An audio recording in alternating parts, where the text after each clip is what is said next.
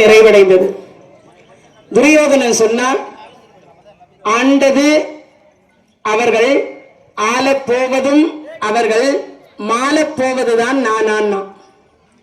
ஏன்னு கேட்டா, அவன்தான் கடைசியில உயிரை நான் விட போகிறேனா? கடைசியாக இறைவனுடைய கருணையினாலே எனக்கும் கொஞ்சம் இடம் பிடிச்சு வை, நானும் வந்து சேருகிறேன்னு சொன்னோம். கடைசியாக பாண்டவர்கள் அழுது புலம்பினார்கள், கிருஷ்ணா, எங்கள் கையாலேயே எங்கள் அண்ணனை கொன்று விட்டாயே என்று கேட்டார்கள்.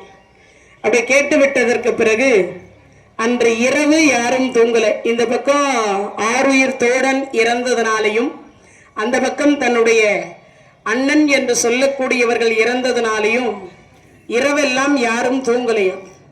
அப்படி யாரும் தூங்காத பொழுது அப்பதான் பொழுது விடிந்ததும் நேரா துரியோதனன் வந்தா. சல்லியர்கிட்ட சொல்றா, நீயே எனக்கு உயிரும், நீயே எனக்கு உலமும், நீயே எனக்கு நிதியும்.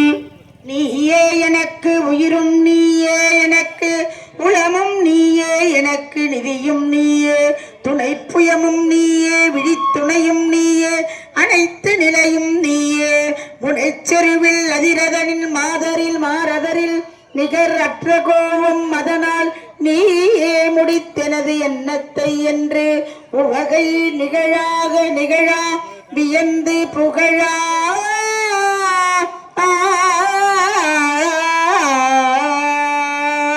நீயே எனக்கு உயிரும், நீயே எனக்கு உலமும், நீயே எனக்கு நிதியும், நீயே எனக்கு துணையும்.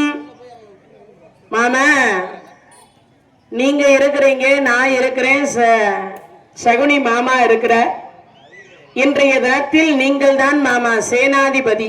சல்லியருக்கு சேனாதிபதி பட்டம் கட்டுறாங்க. அப்ப சல்லியரை சேனை தலைவனாக ஆக்குகிற பொழுது சொல்றார், மாமா, இன்றைய தினத்தில் நீங்கள் தான் எனக்கு உயிர், நீங்கள் தான் என் உள்ளம், நீங்கள் தான் என்னுடைய நிதி, நீங்கள் தான் எனக்கு துணை, நீங்கள் தான் எனக்கு விழி துணை, நீங்கள் தான் எனக்கு அனைத்தும். நான் சொல்லி முடிச்சுட்டு சேனாதிபதியாக ஆக்கிட்டா. ஆக்கிய அடுத்த வினாடி பார்த்தார், பாசறையிலிருந்து பாண்டவர்கள் நேர படுகளமே, அதாவது குருச்சேத்திர மண்ணில் இருக்கக்கூடிய போர்க்களத்திற்கு வந்தார்கள். அப்படி போர்க்களத்திற்கு வந்த பொழுது பகவான் என்று சொல்லக்கூடியவரிடத்தில் கேட்கிறார்கள், செல் ரவி திருமகனை ஜெகம் புறக்கும் காவலனை. செவ்விரவி திருமகனை செகம் புறக்கும் காவலனை இரவலோருக்கு எவ்விரவும் விடுவிக்கோ இருகுல குரத்து வள்ளிலை. இன்று இழந்தோம் என்று வில் விரவு நறுமலர்த்தார் தர்ம முதல் ஐவரும் தம் விழிநீர் சோரே. அவ்விரவில் இவை பொழுதும் தெரியாமல் அழுது அரற்றி அமைந்தாரே.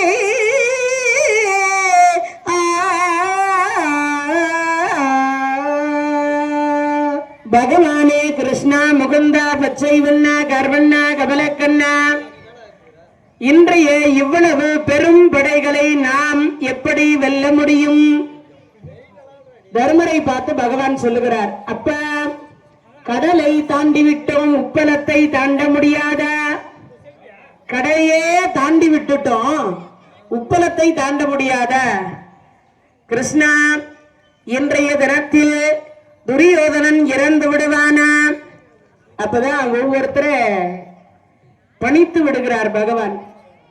அப்ப ஒவ்வொருவரும் ஒவ்வொருவரை தேடி கொள்ளுங்கள். சல்லியரை தருமரே நீங்கள் கொல்ல வேண்டும், சகுனியை சகாதேவன் கொல்ல வேண்டும். பீமா, துரியோதனுடைய தம்பிமார்கள் யாராவது இருக்கிறார்களா பாரு. துரியோதனையும் துரியோதனுடைய தம்பிமார்களையும் நீ கொல்லுவாயாக. வீடுமனை சிலை குருவாம் வேதியனை நும்முனை. வீடுமனை சிலை குருவாய் வேதியனை நும்முன் வீடு சேர்ந்த நீடுமணி பொன் புலங்கழலோ நின்னருகே நிற்கின்றார் நிகரிலாய்கே. ஆடுதிரை கடல் கடல் நீந்தி ஏறினார்க்கு கழி கடத்தல் அரியது நன்றோ தோட விழுதார் செல்லி எனக்கு இளைப்பரோ என மொழிந்தான் துலபமானே. இறைவனுடைய கருணையினாலே தருமரே நீங்கள் சல்லியரை கொல்லுங்கள் என்று பகவான் சொல்ல பொழுது, கிருஷ்ணா இன்றோடு யுத்தம் முடிவடையுமா ஒரு கேள்வி கேட்டார். அப்பா முடிவடைந்து விடும், நீ ஒன்னும் கவலைப்படாதே, கடலை தாண்டி விட்டோம், உப்பளத்தை தாண்டி விடலாம், நீ ஒன்னும் கவலைப்படாதே, இன்றோடு யுத்தம் முடிந்து விடும். சொல்லி முடிச்ச அடுத்த வினாடி பார்த்தார், பீமசேனர் எங்கெல்லாம் கௌரவர்கள் என்று சொல்லக்கூடிய படை இருக்கிறதோ அந்த இடம் முழுவதும் தேடுறார். குருச்சேத்திர மண்ணில் எங்கெல்லாம் இருக்கிறதோ அந்த சேனைகளை இவர் தேடி தேடி கொல்லுகிறார். தம்பிமார் தளர்ச்சி கண்டு சமீரதன் புதல்வன் சீரி, தம்பியர் தளர்ச்சி கண்டு சமீரனல் புதல்வன் சீரி, தும்பை மாமாலை வேந்து தொடுகனை வலிதில் வாங்கி வெம்பு போர் மத்திரதேசல் வியன் கொடி பாகுவாசி செம்புளிர் சொரிகளத்தில் சிதறிட அறுத்து விழுந்தார். இறைவனுடைய கருணையினால பீமசேனர் ஒரு பக்கம் சல்லியரை எதிர்த்து யுத்தம் செய்து கொண்டு வருகிறார். இடையில தர்மராஜா வந்து யுத்தம் செய்கிறார். தர்மருடைய தேர் என்று சொல்லக்கூடிய தேரை சல்லியர் அடிக்கிறார். வேறொரு தேர் ஏறி தர்மராஜா வருகிறார்.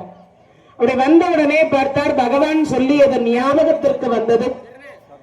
அப்படி ஞாபகத்திற்கு வந்தவுடனே தர்மராஜாவும் சல்லியரும் இரண்டு பேரும் சேர்ந்து யுத்தத்தை செய்கிற பொழுது 1 10 10 100 100 1000 1000 கோடி பானமாக சல்லியர் என்று சொல்லக்கூடியவர் மீது தர்மராஜா ஏவி விடுகிறார். அப்படி செலுத்திய பொழுது வீரு சாளரத்தின் மகன் அப்பொழுது, வீரு சாளருள்ளரத்தின் மகன் அப்பொழுது வேறுவோ நேர்மிசை குதித்த இமயவற்பினை எருகோரியோடு ஒத்துளம் நெருப்புமிழ இரு வரையிலற புறம் எரித்தவள் நிகர்க்கும் என்ன மாறிலாது ஒரு சக்தியை எடுத்து நெடுவாயுவாகும் என விட்டனல் நிமைப்பொழுது 6 பாய் அருவி முக்குவடு இருத்து செயல் ஆனதால் முனைகொள் மத்திரத்தன் முடித்தலையே.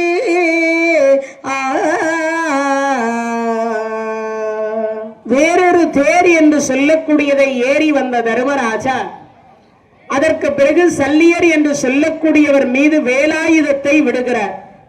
விடுத்த அடுத்த வினாடி சல்லியராக இருக்கக்கூடியவர் அங்கு முடி என்று சொல்லக்கூடிய தலை துண்டிக்கப்பட்டு இறந்து விடுகிறார். அப்படி இறந்தவுடனே துரியோதனுடைய தம்பிமார்கள் இருக்கக்கூடியவர்களை தேடி தேடி கண்டுபிடித்து பீமசேனர் 5 பேரை கொல்லுகிறார். மீதம் இருக்கக்கூடியவர்களையும் பீமசேனர் ஒவ்வொருவராக தேடி கண்டுபிடித்து கொல்லுகிறார். அப்படி தேடி கண்டுபிடித்து கொல்லுகிற பொழுது துரியோதனன் வந்து சகுனி இடத்துல சொல்லுகிறார், மாமா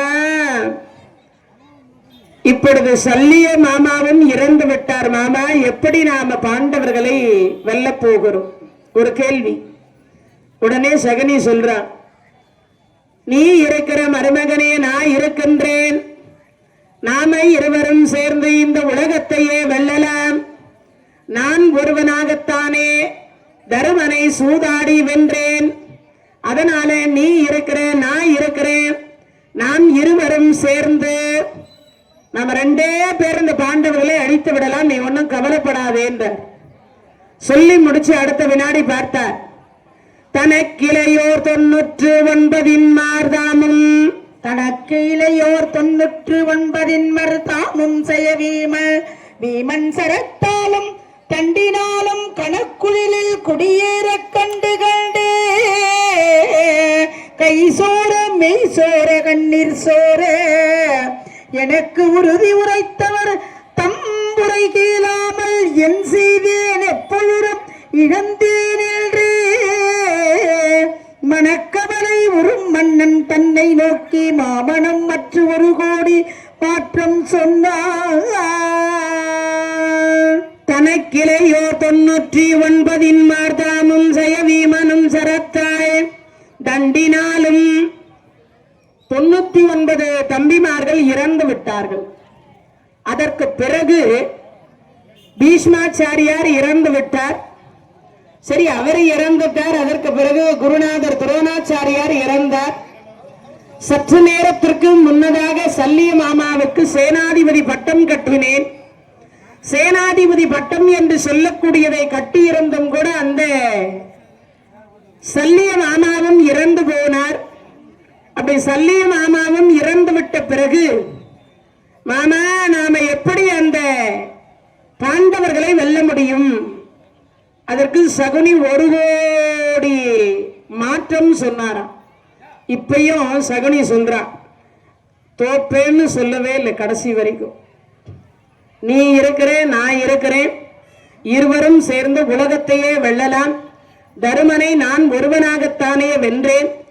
மருமகனே துரியோதனா, நீ ஏன் பயப்படுறேன்னா, கடைசி வரைக்கும் நீ தோத்து போவடான்னு சொல்லாமே கூட இருந்தே குழி வெட்டினா சகுனி.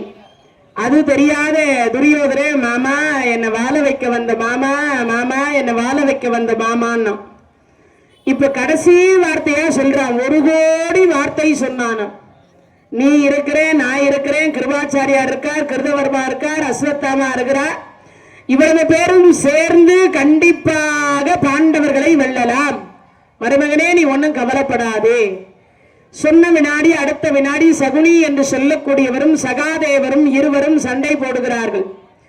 சகுனியாவி போகுமாறு சபதம் வாய்மை கொடாமே, சகுனியாவி போருமாறு சபத வாய்மை கோடாமல் அகிபன் ஏவுவேல் போல வழுவுறாமல் மேல் ஓட உவகையோடு மாமா என் உதவு கூற நீல்வேல் இகலோடு ஏவினன் வீமன் நிலவலான போர்மீலி.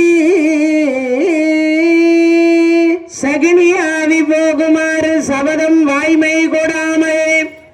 பட்டப்பகல நட்ட நடு சபையிலே 13,60,60,000 அரசர்கள் இருக்கின்ற பொழுது, திரௌபதியினுடைய சேலையை இழுத்த பொழுது சகாதேவர் ஒரு சபதம் செய்திருந்தார். இந்த கண்டிப்பாக நான் இந்த சகுனியை கொல்லுவேன். சூதாடி நாட்டை இழந்து நகரத்தை இழந்து எங்களை காட்டுக்கு அனுப்பி எங்கள் தேவியரை சேலையை பிடித்து இழுக்க வைத்த இந்த சகுனியை நான் கொல்லுவேன் சபதம் செய்திருந்தார். அந்த சபதத்தை இப்பொழுது நிறைவேற்றும் விதமாக அவர் கையில் இருந்த வேலாயுதத்தை விடுத்தார்.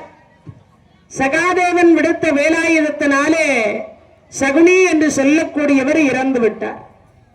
இறந்த அடுத்த வினாடி பார்த்தான் துரியோதன, மாமா கொஞ்ச நேரத்துக்கு முன்னாடி எனக்கு 1000 கோடி வார்த்தைகளை கூறினாயே, நீ இருக்கிறேன், நான் இருக்கிறேன், 1 கோடி மாற்றம் சொன்னாயே மாமா, இப்ப என்னையும் விட்டு விட்டு நீ சென்று விட்டாயே என்று அவன் அழ ஆரம்பித்தான். தாவிய வெம்பரி மாயிரத்திடை சகாதேவ, தாவிய வெம்பரி மாயிரத்திடை சாதேவ, ஏவிய வேலோடு சௌபலராசல் இறந்தான் என்று ஓவியதே எங்கனும் வெஞ்சமர் பார்முழுது உடையானும் ஆவி அழிந்து உடம்பு என வன்மை அழிந்தானே. இறைவனுடைய கருணையினாலே அமிர்த சஞ்சீவி மந்திரம் என்று சொல்லக்கூடிய மந்திரம் துரியோதனனுக்கு தெரியும். அப்படி அந்த துரியோதனனுக்கு அந்த மந்திரம் தெரிந்த ஒரு காரணத்தினால் அவன் பார்த்த சகுனியும் இறந்து விட்டார், சல்லியர் இறந்து விட்டார், யுத்தம் செய்யக்கூடியவர்கள் இறந்துவிட்ட காரணத்தினால் நாமே இனிமே இறந்தவர்களை எழுப்பினால்தான் வெற்றியடைய முடியும் என்று கருதி யாருக்கும் சொல்லலே.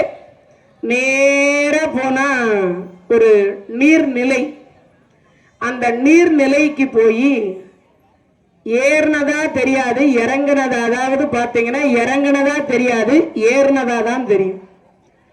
கீழே ரிவல்ஸ்ல போய் இறங்கிட்டான் அந்த குளத்துல போய்.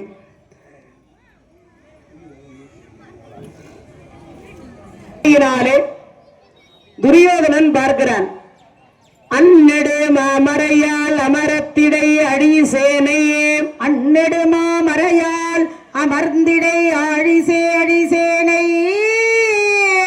இன்னுயர வெற்றிடம் வகை கொடுமிலவம் நிகழ்வேன் என்று உன்னி உளம் தெளிவுற்று ஒருவருக்கும் தித்து உரையாதே தன்னொரு வெங்கதையோடு தராபதி தனி சென்றார்.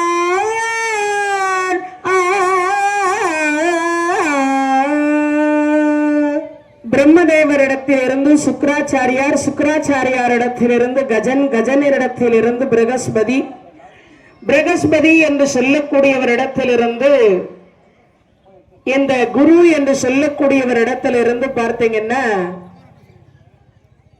பலராமர் கற்றுக்கொள்ளுகிறார். அவர்கிட்ட இருந்து இந்த மந்திரத்தை துரியோதனன் கற்றுக்கொண்டதாக வரலாறு. இந்த அமிர்த சஞ்சீவி மந்திரத்தை இப்பொழுது தனியாக சென்று உச்சரிக்கணும்னு காலில் செருப்பு கூட அணியாம நேரா ஒரு நீர் நிலைக்கு போறான். அந்த நீர் நிலை போன உடனே பார்த்தா ஏறியதா தெரியும், இறங்கியதா தெரியாது. காலடி அந்த நீர் நிலையில குளத்துல இறங்கி மூழ்குகிறார். மூழ்கிய உடனே அமிர்த சஞ்சீவி மந்திரம் சொல்றார். இறந்து போன கை வேற, கால் வேற, உடம்பு வேற, தலை வேற, எல்லாம் தனித்தனியா இருந்த உடம்புகள் எல்லாம் கொஞ்சம் கொஞ்சமா எழுந்து கூத்தாடுது. அமிர்த சஞ்சீவி மந்திரம் சொல்றதுனால ஒரு கேள்வி வரும். அமிர்த சஞ்சீவி மந்திரம் சொன்னால் இறந்தவர்கள் பிழைப்பார்களா? பிழைப்பார்கள். அப்படி ஒரு மந்திரம் இருக்கா? இருக்கு. ஆனா இப்ப கத்து கொடுக்கறதுக்கு ஆள் இல்லை, கத்துக்கிறதுக்கும் ஆள் இல்லை. அதான் விஷயமே. அப்ப இறந்து போனவர்களை எழுப்பக்கூடிய மந்திரம் இருக்கா? இருக்கு. துரியோதனன் அந்த குளத்துல இறங்கி ஏறினதா தெரியும், ஆனா இறங்கினதா தெரியாது. அவன் என்ன பண்ண, ரிவர்ஸ்ல இறங்கி மந்திரம் சொல்றான்.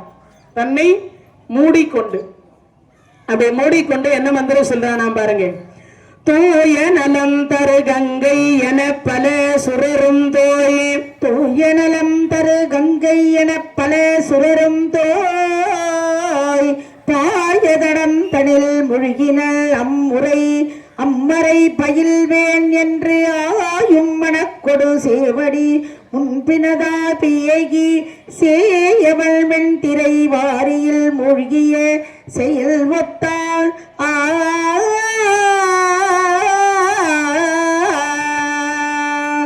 இறங்கிய உடனே நமக்கெல்லாம் 99 தம்பிமார்கள் செத்து போயிருக்கிறாங்க. சற்று நேரத்திற்கு முன்னதாக 1 கோடி மாற்றம் சொன்ன மாமன் இறந்து கிடக்கின்றான்.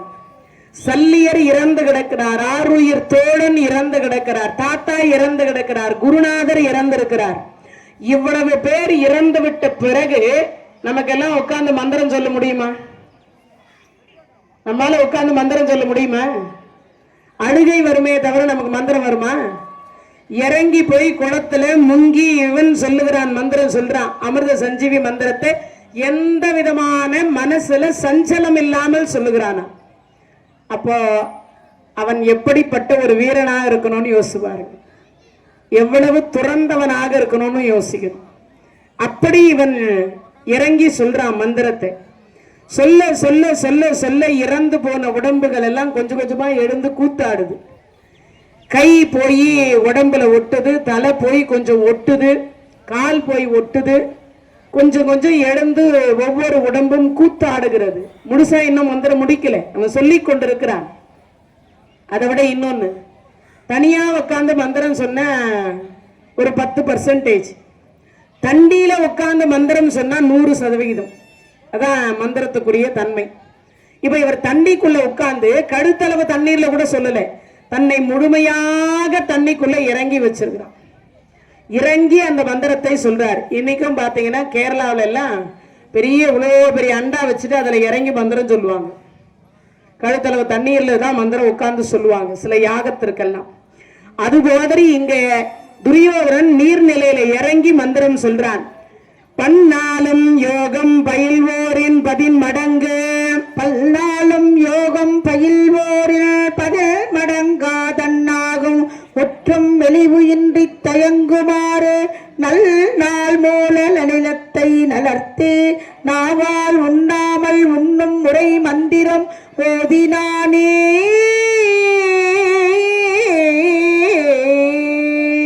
மந்திரம் சொல்ல சொல்ல சொல்ல சொல்ல எல்லாம் கூத்தாடுகிறது.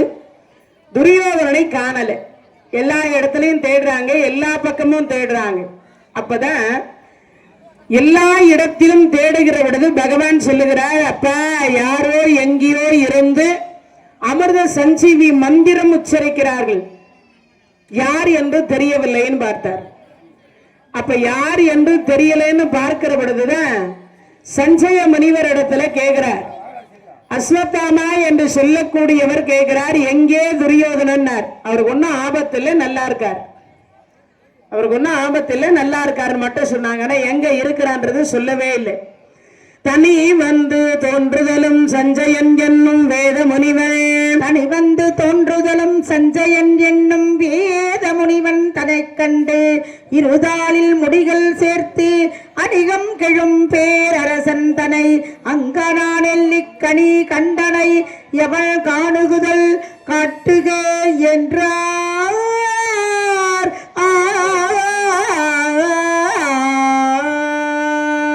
எல்லா இடத்திலும் தேடுறாங்க. பகவான் சொல்லிட்டார், பீம துரியோதனனுக்கு அமிர்த சஞ்சீவி மந்திரம் தெரியும், கண்டிப்பாக அவன் தான் எங்கேயோ இருந்து உச்சரிக்கிறான் போல இருக்கிறது, அவனை தேடி கண்டுபிடிப்பாயாக. எல்லா இடத்திலையும் போர்க்களம் முழுவதும் பீமசேனர் தேடுறார். ஆனா கிடைச்சானா? கிடைக்கல. அப்பதான் அங்க வந்து சொல்றார், புள்ளியல்லரவம் காணார் பொருநெறி தரங்கம் காணார், புள்ளியல்லரவம் காணார் பொருநெறி தரங்கம் காணார், பள்ளிய மீனம் காணார் சூழ்வரும் மணிலம் காணார், உள்ளிய மலர்கள் எல்லாம் உறங்குதல் அன்றி மன்றல் துவள்ளியதோடு தோறும் மதுருகர் வண்டினோ காணார்.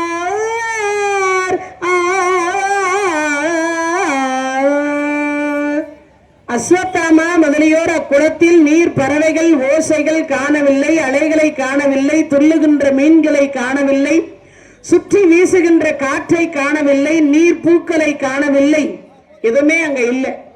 அந்த தண்ணி அமைதியா இருக்கு. அந்த அமிர்த சஞ்சீவி மந்திரம் சொல்ல சொல்ல சொல்ல சொல்ல காற்று இல்லை, நீர் அப்படியே அமைதியா இருக்கு. அந்த இடத்துல நீர் பறவைகள் வரல, ஓசைகள் எழும்பல, துள்ளி குதிக்கக்கூடிய மீன்கள் குதிக்கலே, இது எதுவுமே இல்ல, அமைதியா இருக்கு. அப்படி அமைதியா இருக்கின்ற பொழுது அப்பதான் பார்க்கிறார், கால்களை மாறி பின்னாக வைத்து துரியோதனன் போய் இறங்கி இருக்கிறார். மாறுபட்ட, அதாவது பார்த்தீங்கன்னா எந்த இடத்திலையும் அவர் இறங்கியதற்கான அடையாளம் என்பது ஏறியதற்கு தெரியுமே தவிர இறங்கியதற்கு தெரியாது. ஏறிய பாதம் போல இறங்கிய பாதம் நோக்கி, ஏறிய பாதம் போல் இறங்கிய பாதம் நோக்கி, சாரியல் இரதம் மிஞ்சம் தடம் புனல் அடங்கி நோக்கி, மாரியல் வேந்தர் தம்மில் வான்முகம் நோக்கி நோக்கி, கூறியரசன் தன்னை கூவினர் அழைக்கலுற்றார்.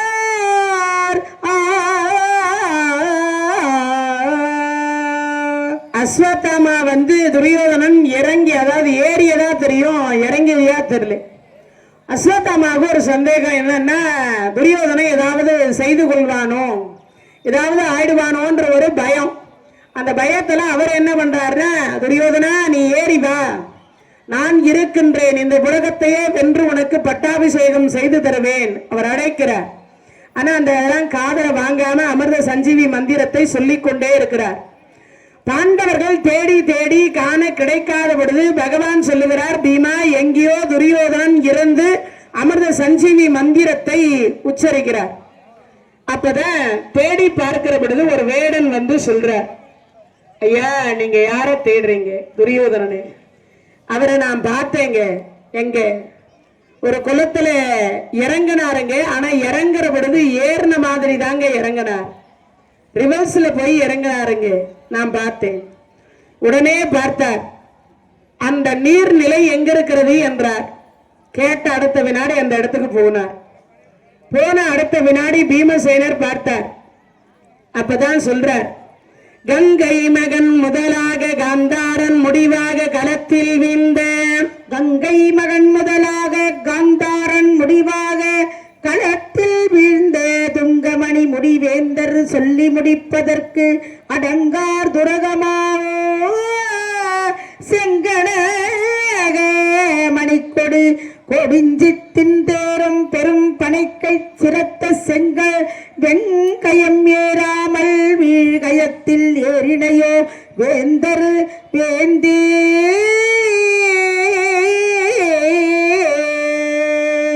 நேரா நீர்நிலைக்கு பீமசேனர் வந்தார். வந்தவர் பார்க்கிறார், சொல்றார், அடே துரியோதனா, கங்கை முதலாக காந்தாரன் முடிவாக கங்கை மகனாக இருக்கக்கூடிய 10வது நாள் பீஷ்மாச்சாரியார், 15வது நாள் துரோண குருநாதர் துரோணாச்சாரியார், சற்று நேரத்திற்கு முன்னதாக 17வது நாள் பார்த்தீங்கன்னா கர்ணன், சற்று நேரத்திற்கு முன்னதாக சல்லியர், சகுனி, காந்தார தேசத்தினுடைய முடிவாக களத்தில் வீழ்ந்து விட்டார்.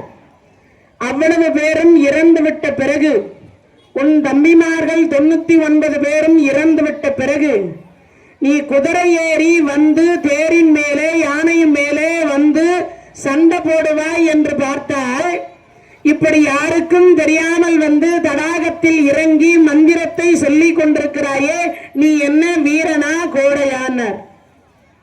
நீ என்ன வீரனா இல்ல கோடையா? நெஞ்சறிய நீ எமக்கு நிலை என அப்பதான் என்ன பண்ணிட்டாராம், சொல்லுகிற பொழுது பார்த்தார், நீ வெளியில வரலன்னா நான் உள்ள வருவேன்.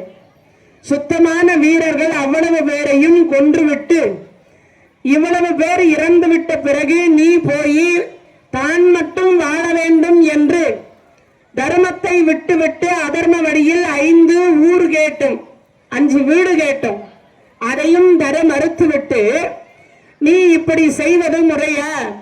இப்ப நீ வரலன்னா நீர்நிலையில் நான் இறங்குவேன். நீ வந்தா பாப்பேன், வரலன்னா நீர்ல நானே இறங்கி வந்து உள்ள என்ன பண்ணுவேன், அந்த குளத்துக்குள்ள இறங்கி வந்து அடிப்பேன் அப்படின்னார். இவர் சொல்ல சொல்ல சொல்ல சொல்ல மந்திரம் என்பது பாதியில நின்று போச்சு. ஏன்னா நாம பேசுகிற பொழுதோ மந்திரம் சொல்லுகிற பொழுதோ பாடுகிற பொழுதோ வந்து குருக்களை யாராவது பேசினால் அவர்கள் பேசக்கூடிய வார்த்தை நம் செவியில் விழுந்தால் நாம் உச்சரிக்கக்கூடிய மந்திரம் மறந்து போகும். இப்ப அது மாதிரி அவனும் மந்திரம் பாதியிலேயே நிக்குது. இளம் பருவம் முதல உனக்கு இவனும் உயிர் பெண்ணிலே, இளம் பருவம் முதல் உனக்கும் இவனுக்கும் வயிர்ப்பு எண்ணில் உணாததால் உளம்புகழ அரசவையில் வஞ்சினமும் பற்பல என்று உரைத்தேன் என்றாள். களம் புகுந்து நின் ஒழிந்து துணைவரோ தனது தடக்கையால் சொன்னான், விளம்புவதோ வேறு ஒருவர் நின்னுடன் போர் மலைவரோ வேந்தர் வேந்தே.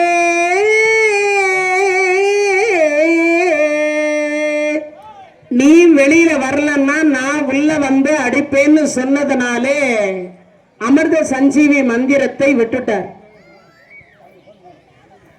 அப்படி அமிர்த சஞ்சீவி மந்திரத்தை விட்டு அதற்கு பிறகு அந்த அமிர்த சஞ்சீவி மந்திரத்தை விட்டுட்டு மேலே ஏறி வருகிறார். ஏறி வந்தா 5 பேரும் 5 தேர்ல இருக்கிறாங்க. தர்மராஜா, பீமராஜா, அர்ஜுனர், நகலர், சகாதேவர் தேர்ல இருக்கிறாங்க. அதுக்கு அடுத்து பார்த்தீங்கன்னா இவன் மட்டும் துரியோதன மட்டும் கையில கதையை தவிர வேறு ஒன்றும் இல்லை. கதையை தவிர அவனுக்கு வேற ஒன்றும் இல்லை. அப்படி வேறு ஒன்றும் இல்லாத பொழுது இத்தனை பேர் சேர்ந்து என்னை கொல்ல போகிறீர்களா கேள்வி கேட்டார். அப்ப பகவான் சொல்லுகிறார், இளம் பருவம் முதல் கொண்டு இளமையான பருவம் முதல் கொண்டு உனக்கும் துரியோதனா பீமசேனனுக்கும் தான் பகை, மற்றவர்களுக்கு பகை கிடையாது.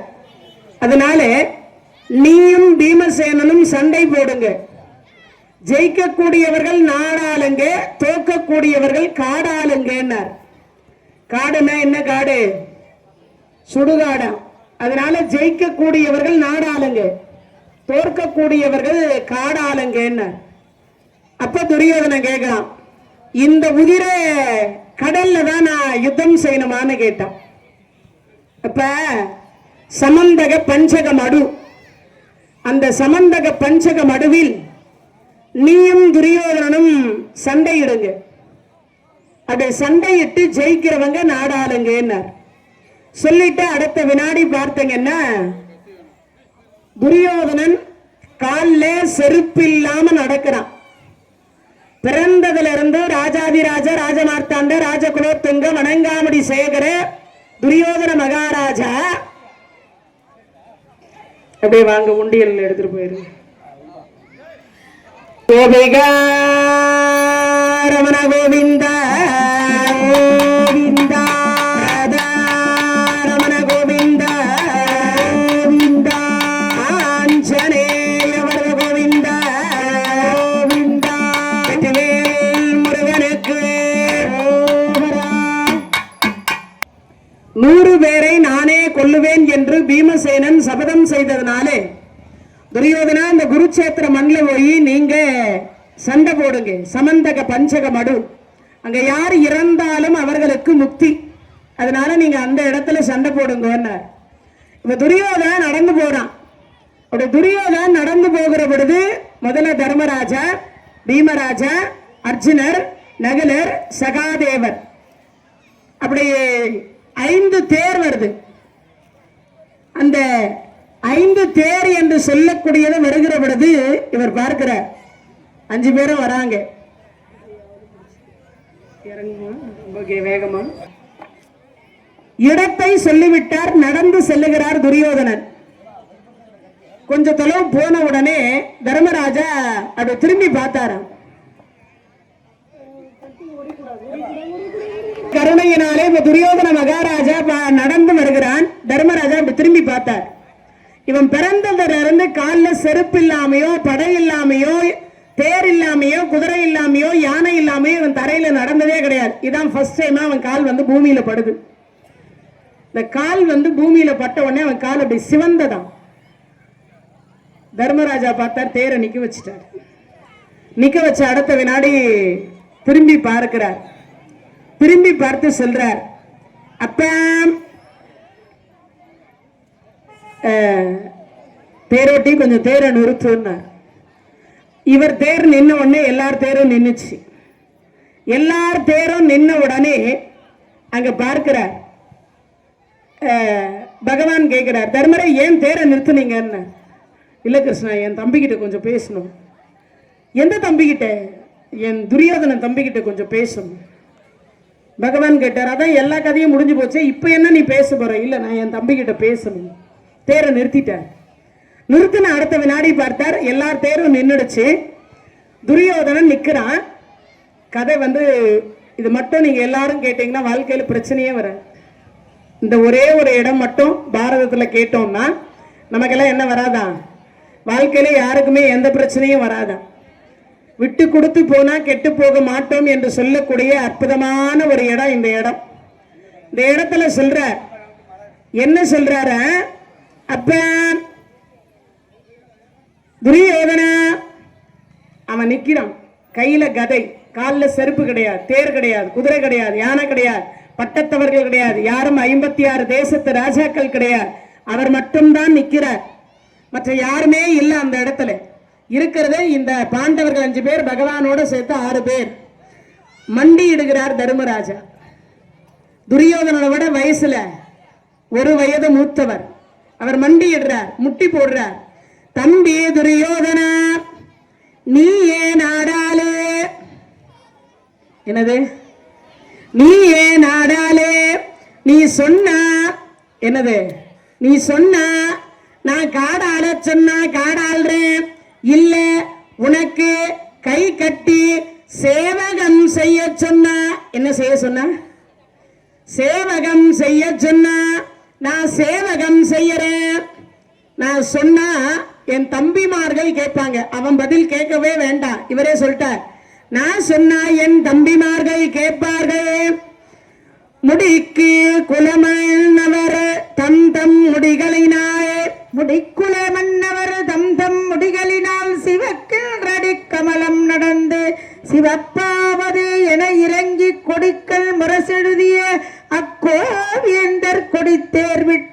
பிரிக்கும் முரசு என புகழ்வாள் ராசராசனுக்கு அம்மா.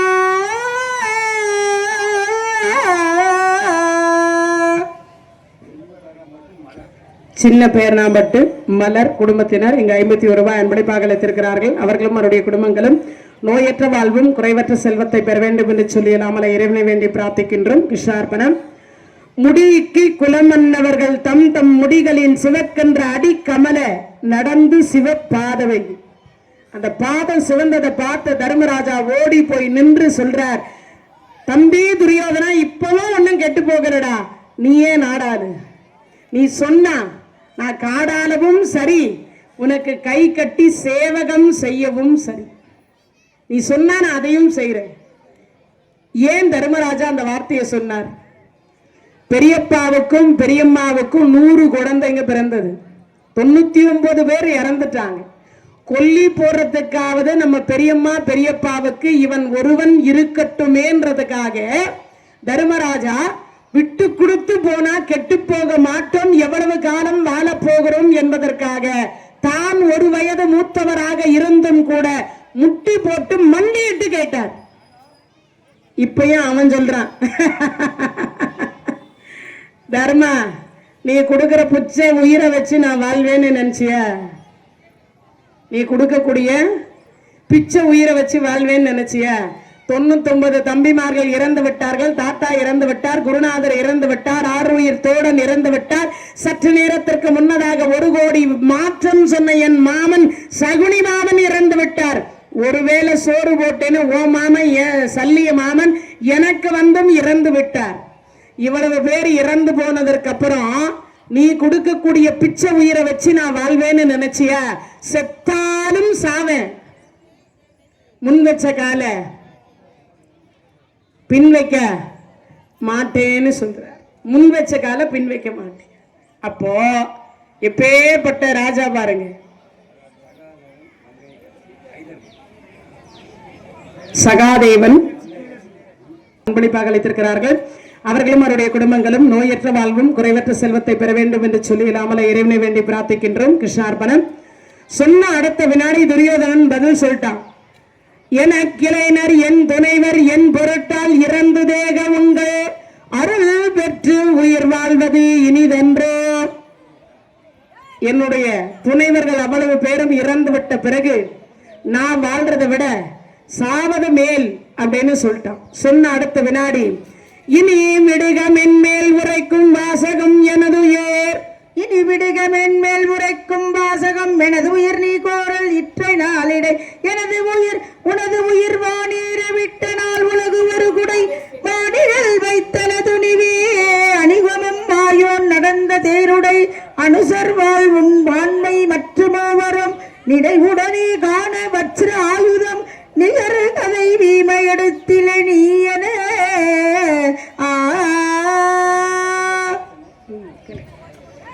இறைவனுடைய கருணையினாலே இனி விடுக உன் உயிர்நிலை என்று சொல்லக்கூடியது இன்றைய தினத்தில் உயிரை கொல்லுதல் அல்லது இன்றைய தினத்தில் உன்னை வீர சொர்க்கத்திற்கு நான் அனுப்புவேன் என்று சொல்லி இருவரும் ஒருவரை ஒருவர் சமந்தக பஞ்சக மடு என்று சொல்லக்கூடிய இடத்திலே கதை போர் என்று சொல்லக்கூடிய போரை தொடங்குகிறார்கள்.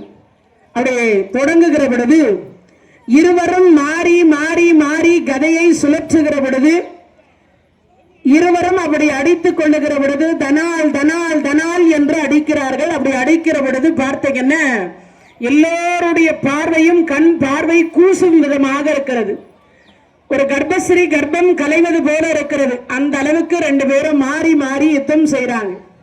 இப்படி யுத்தம் செய்கிற பொழுது அப்பதான் பார்த்தார், உன்னுடைய இறைவனுடைய கருணையினாலே பகவான் சொல்றார், எவ்வளவு நேரம் இப்படி மாறி மாறி சண்டை போடுவீங்க, முதல்ல உங்களுடைய உயிர் நிலை எங்க இருக்குன்னு கேட்டு அடிச்சு அதுக்கப்புறமா சண்டை போடுங்கன்றார். கேட்ட அடுத்த வினாடி பார்த்தார். அப்பதான் கேக்குறார், மகிதலம் மேல் வீழ்தல் உற்றும் மீளவும் வழி உடனே. மகிதலம் மேல் வீழ்தல் உற்றும் மீளவும் வழியுடனே போர் குறித்து மேல்வரே. பகைவனை நீ ஆவி நிற்பதோர் நிலை பகர் என மாறாக சாற்ப கேதும் நிகழ்தலோடு எனக்கு 6 உயிர் என மதியாது மனதே உருத்து வீமல் முதுதகு சேடீர் பறக்க மோதினல் உயர் கதைவியாலே சிரத்தின் மேலுமோ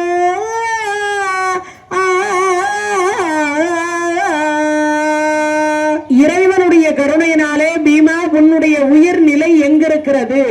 பீமசேனருக்கு போய் சொல்ல தெரியாது. அப்பதான் பீமசேனராக இருக்கக்கூடியவர் பார்க்கிறார், என்னுடைய உயிர் நிலை சிரசில் இருக்கிறது. இப்போ கதை போர் என்று சொல்லக்கூடியதுல இடுப்புக்கு கீழே அடிக்க கூடாதுன்னு ஒரு விதிமுறை இருக்கு.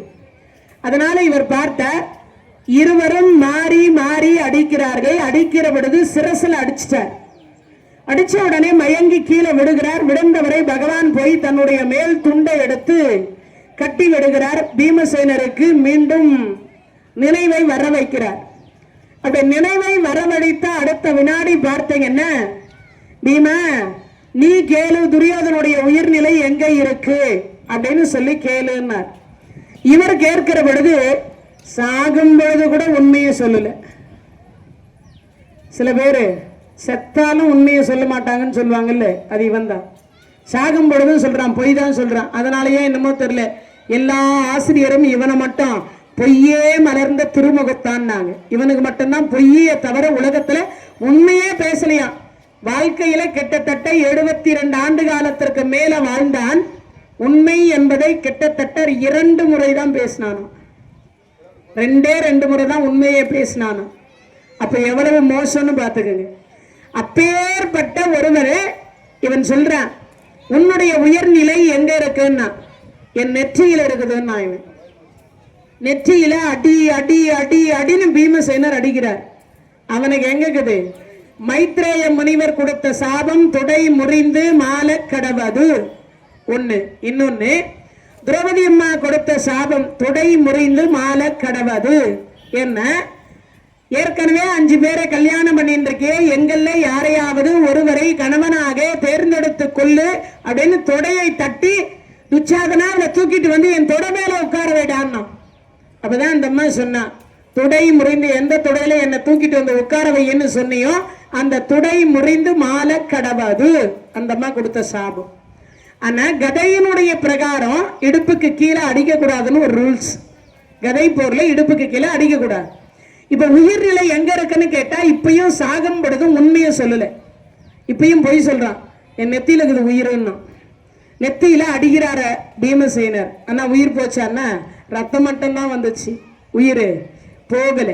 அப்படி போகாத பொழுதுதான் இடதுசாரி வலதுசாரியாக இருவரும் சண்டை போடுறாங்க மாறி மாறி. அப்படி இடதுசாரி வலதுசாரியாக இருவரும் மாறி மாறி சண்டையை இடுகிற பொழுது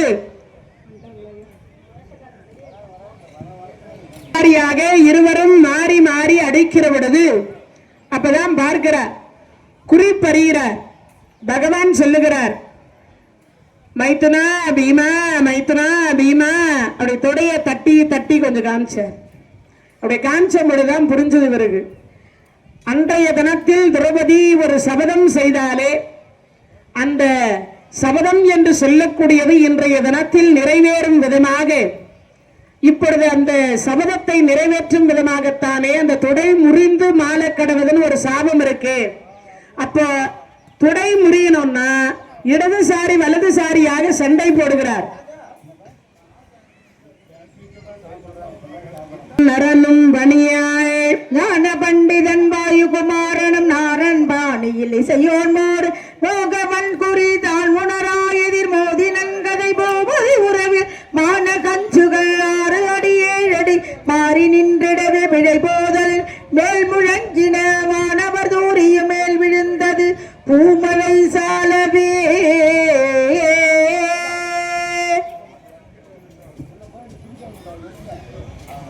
நாரன் பணியால் இளைஞன் மொழியினால் பார்த்தார்.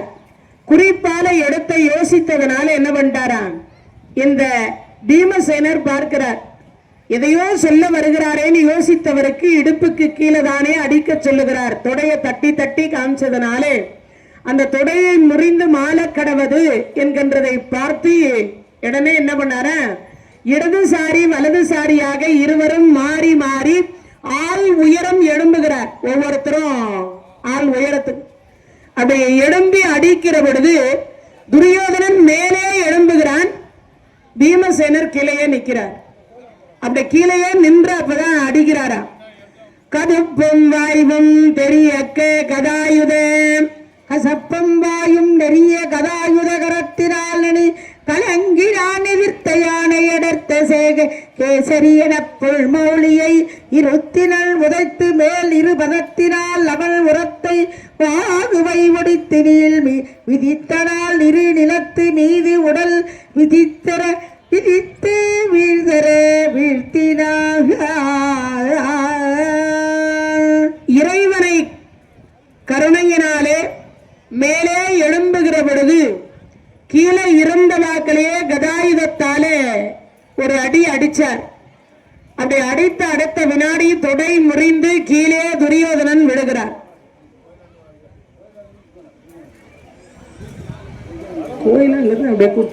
அடித்த உடனே துடை முறிந்து கீழே துரியோதனன் விழுந்து விடுகிறார். அப்படி வீழ்ந்த அடுத்த வினாடி பார்த்தீங்கன்னா அப்பதான் ஆர்வரித்தார். மகிழ்மித்ரா காவிய துடை முறிந்து கீழே விழுந்ததும் அப்பதான் பீமசேனர் காலால உதைக்கிறார். அப்படி காலால உதைக்கிற பொழுது பலராமரும் தீர்த்த யாத்திரைக்கு சென்றிருந்த விதுரால்வாரும் இருவரும் வருகிறார்கள். எனச்சில் வாசகம் கலற்றி மீளவும் எதிர்ப்பதாகி எழில் உற்றபோது எனச்சில் வாசகம் மிழற்றி மீளவும் எதிர்ப்பதாக எழில் உற்றபோது புனல் சாகாயல் முள் அளித்த காலை தன்னடல் சிரோரும் பதத்தினால் உனக்கு வாழ்வு இனி எனக்கு என கொள்ளாம் என உதைத்து மௌலியை உடைக்கவே சினத்து அலாயுதன் நிறந்த நிறத்த வாழ்விழி சிவக்க வாய்மை சில செப்புவார் எனச்சில் வாசகம் மிளற்றி மீளவும் எதிர்ப்பதாகி எழில் உற்றபோது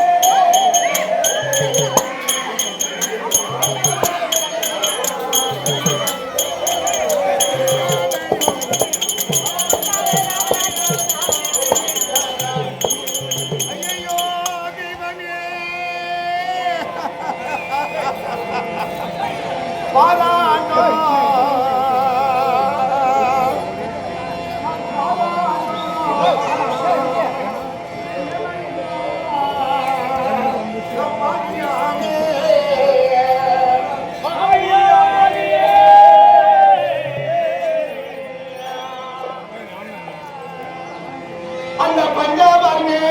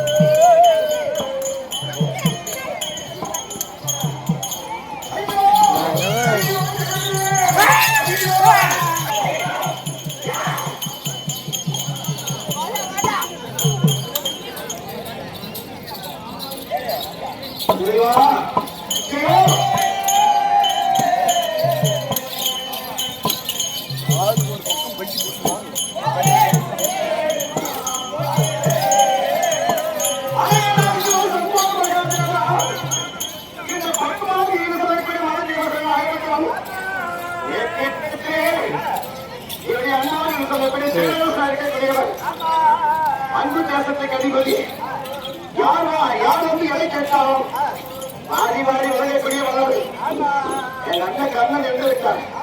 அந்த திருப்பி தேவையா எத்தனை வைக்கிறாங்க அந்த அண்ணன் கைமாறுத்தாங்க. என் அண்ணா கண்ணன் மாண்டு வந்து விட்டால் அன்பு முறை கொண்டு அதன் பிறகு சற்று முன்னிட்டு எனக்கு தொழில்துறையாக இருந்த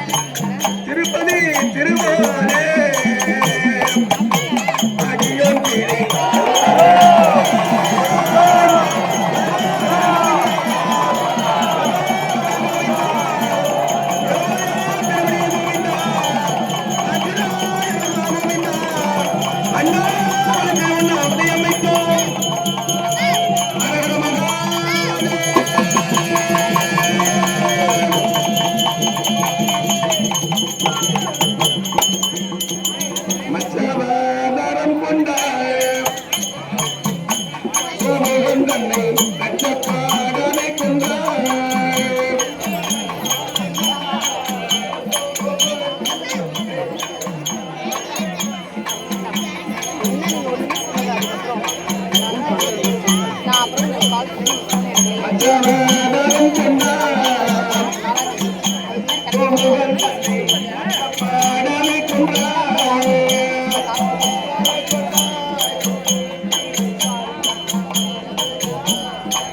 கஞ்சல் வரதராயா காளிய நதின போல கஞ்சல் வரதராயா காளிய நதின போல பச்சத்தை வேணியான பாதைக்காரும் இந்த வேளை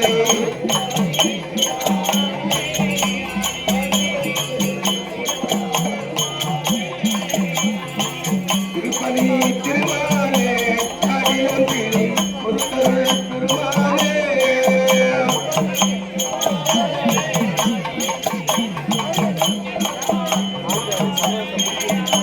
ராமதேவம் மணிராமதேவோ நம்பின வேலைக்கு எதுவையாம்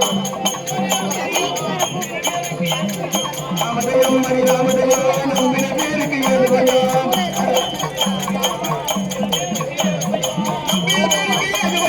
நம்பின வேலைக்கு எதுவையாம் ராமச்சந்திரனே உன்னை நம்பினானே ராமச்சந்திரனே உன்னை நம்பினானே நம்பினானே ஜெய கம்பினானே நம்பினானே ஜெய கம்பினானே ஏமன் கண்டார் விடமாட்டான் ஸ்ரீராமா வென்றார் விடமாட்டான் ஏமன் கண்டார் விடமாட்டான் ஹரிராமா என்றார் விடமாட்டான் ஹரிராமா வென்றார் விடமாட்டான் ஹரிராமா வென்றார் விடமாட்டான்